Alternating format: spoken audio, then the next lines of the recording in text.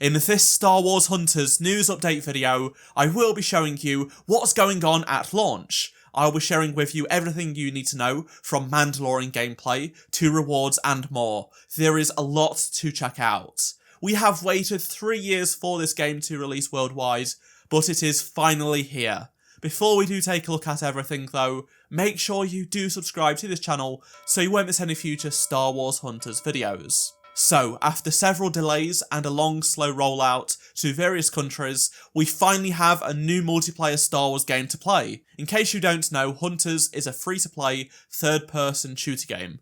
It resembles other games such as Overwatch, but there is some fantastic Star Wars goodness included. Some people are upset that this is a mobile and Switch game, but it was made by Boss Alien, who make mobile games. I would love to see it come to PlayStation, Xbox and PC because there is a gap in the market. Aside from Battlefront, which hasn't had a content update in over 4 years, there isn't anything else out there for people, but this is it, it's just on mobile and Switch. Given that Boss Alien are a mobile studio, I'm unsure if it ever will come out to PC, PlayStation or Xbox. However, you can actually easily emulate Hunters on PC and play it just fine. It's not a native version, but still, I made a tutorial months ago that you can watch by pressing the card in the top right hand corner of this video that will allow you to play Hunters on the PC right away.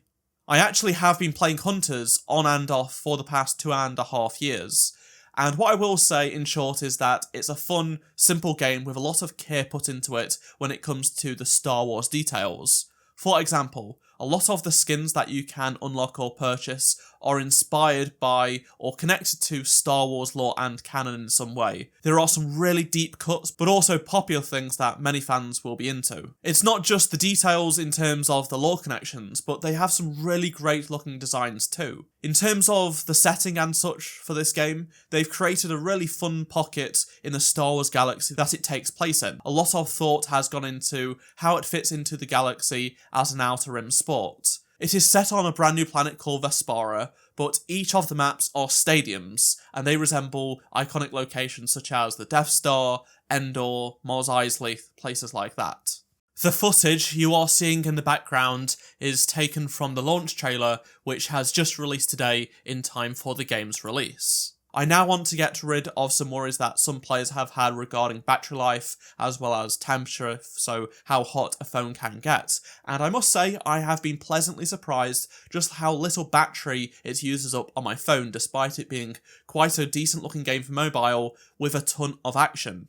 It actually doesn't even heat up my phone much either. For reference, I am using a Galaxy S23 Ultra, so on the higher end, but I've heard from others in the community that echo the same experience, and they have, say, lesser performing phones. So in terms of battery usage and temperature, most people have not really had any issues there. I hope my experience is consistent across many other mobile devices, though there are so many, so your mileage may vary. Going back to how the game plays, the game's 4 versus 4 combat is very simple, but every hunt is different. They have a lot of varying abilities, which certainly shakes things up. Matches don't last too long either, even if they are close. There's not a huge time commitment required for this game. For example, the Team Deathmatch mode is first to 25 kills, and the maps tend to be on the smaller side, so engagement is common, and you aren't spending time walking around doing things. You find engagements fairly quickly, and these matches being short allows you to open the app, play a game or two, and just put the game down, and that's it. If that's the only time you have available to you, it's not going to be a problem. Like I mentioned earlier, I've seen people worry about how the game will suck battery life, and how you need to spend hours playing this game on your phone. The truth is, you just won't, from my experience. It is not greedy for your battery, nor is it for your time. It's quite respectful in my opinion.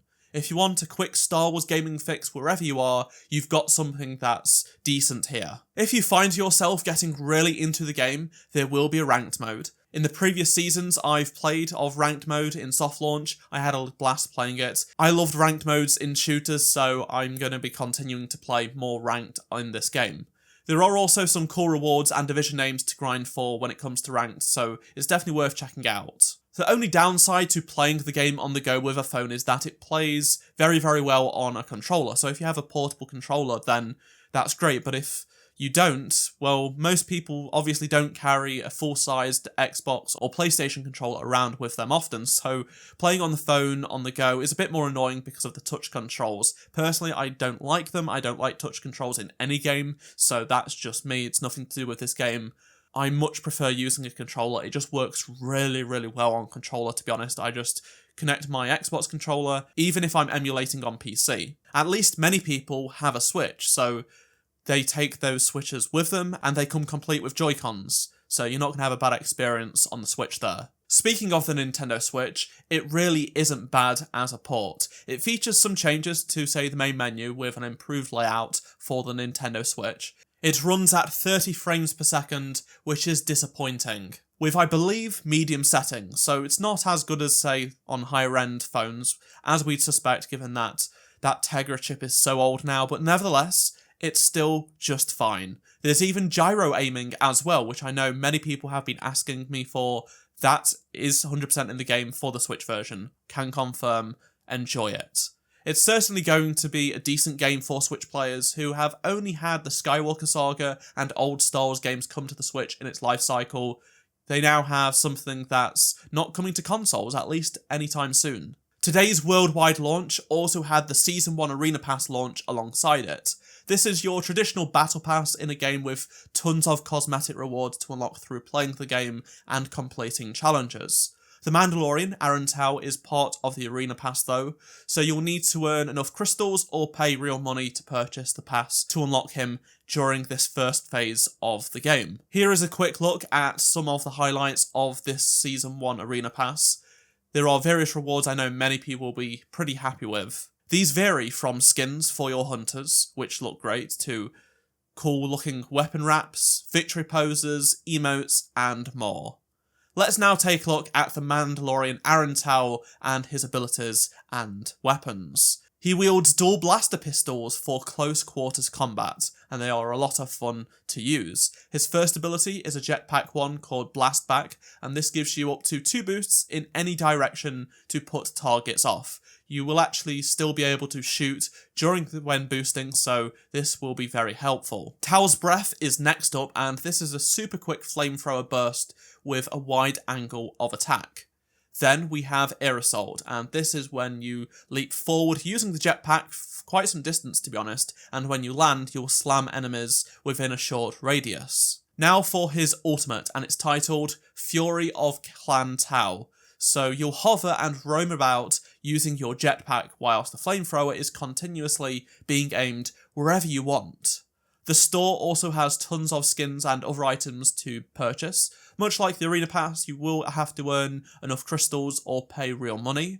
There are some exclusive free cosmetics that you can get for a limited time. There are also some exclusive free cosmetics that you can get for a limited time on the Nintendo Switch. All you need to do is log into the game during launch on the Nintendo Switch and you'll earn this cool skin and weapon wrap for Amara Vex. If you pre-registered for the game, you will also receive the other items that were previously advertised as well. On top of the Battle Pass and timed store items, there are the other stuff you'd expect from a live service game. There are weekly events, daily login rewards, which I highly recommend you do even if you don't play the game. Just open the app when you get the notification and you'll get some currency to spend on the hunters so you can improve their abilities and things like that. You'll also get some quests to do, and there will be limited timed game modes. An example of one that we played in soft launch was Hutball from the Old Republic game. You can also play with your friends, it's not just Switch friends, so search up usernames on the app and such. You can add them just by your username, see when they was last online, invite them to play, and more. This was quite helpful in ranked play for sure. I would love to hear your thoughts on anything I've talked about in this video, and if you'll be downloading Star Wars Hunters. And if you enjoyed this video, please do drop a like to help support the channel, subscribe so you don't miss any future Star Wars Hunters videos, and if you missed any of my previous videos, click on the playlist on screen right now, and I shall see you in my next video. Goodbye.